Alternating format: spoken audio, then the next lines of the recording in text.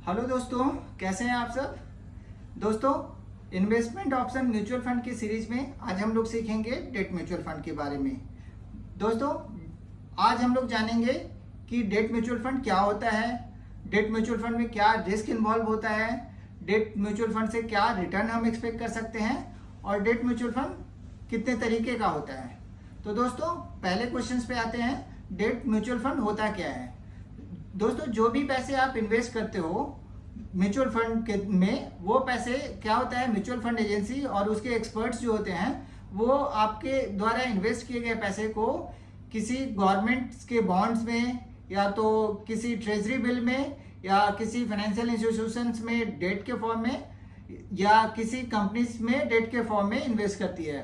और उसमें क्या होता है दोस्तों, उसमें आपका रिस्क बहुत कम इन्वॉल्व होता है। मीन्स उसमें आपको यूजुअली नॉर्मली जो होता है आपको इंटरेस्ट इनकम रिसीव होता है और जो कि कंपैरेटिवली जो रिटर्न्स जो होता है कंपैरेटिवली जो होता है इक्विटी फंड से कम होता है, बट आपका रिस्क भी कम इन्वॉल्व होता है दोस्तों।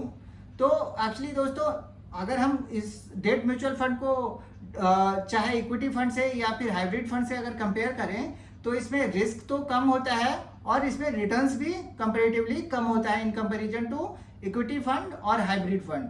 दोस्तों, अब हम आते हैं कि डेट म्यूचुअल फंड होते ही कितने तरीके के हैं। आई मीन ब्रॉडर सेंस में हम डेट म्यूचुअल फंड को कितने पार्ट में डिवाइड करते हैं। तो दोस्तों, पहला जो होता है वो होता है लिक्विड फंड, जो कि नॉर्मली जिसका टाइम होरिजन जो होता है दोस्तों 0 से 90 डेज का होता है।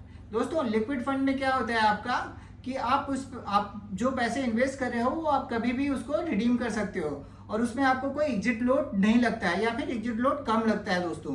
और इसमें क्या होता है दोस्तों कि जब भी आप सेल ऑर्डर प्लेस करते हो, जब भी आप एग्जिट लेना चाहते हो, उसके T+2 डेज में नॉर्मली जो होता है वो आपके पैसे जो है आपके करंट अकाउंट में क्रेडिट हो जाते हैं। दूसरा होता है दोस्तों ultra short term fund. Ultra short term fund क्या होता है दोस्तों, अल्ट्रा शॉर्ट टर्म फंड ये होता है जो आप नॉर्मली 3 महीने से 6 महीने के बीच में का टाइम होरिजन लेके चल सकते हो और इसमें आपको बेस्ट रिटर्न एक्सपेक्ट कर सकते हो।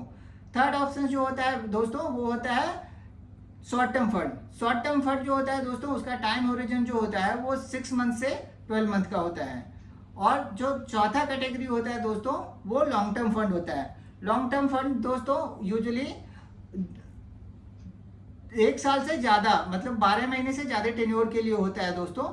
और जैसे जैसे टाइम ड्यूरेशन बढ़ता है दोस्तों, लाइक जैसे अल्ट्रा शॉर्ट टर्म फंड या फिर लिक्विड फंड जो हुआ जो कि लेस देन 90 डेज वाला हुआ या फिर 90 टू 180 डेज हुआ या 180 टू 365 डेज हुआ, तो जैसे जैसे टाइम होरिजन बढ़ाते हैं वैसे वैसे आपका क्या होता है कंपैरेटिवली जो रिटर्न का परसेंटेज होता है दोस्तों वो बढ़ता जाता है।